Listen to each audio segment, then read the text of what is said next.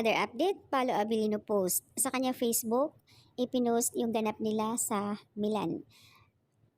During the Milan, ang Kimpaw, maraming mga photos na ina-upload na ilang months na nakalipas. Pero nag-throwback itong si Paolo na sinasabi ng karamihan na mimiss niya ang photos nilang dalawa ni Kim na ipopost. Kaya ayan, iba't ibang mga reaction ng mga netizens na sinasabi nila namimiss ni Paolo Avellino ang ganap nila sa Milan and California. Anniversary pala ha. So, first anniversary ng Kim Pao. So, ayan yung halos mga reaction ng mga Kim Pao fans na magkapareho sila. First anniversary ng Kim Pao dahil nga ay nagkakilala sila sa yung pagiging close nila ay nasa Milan talaga.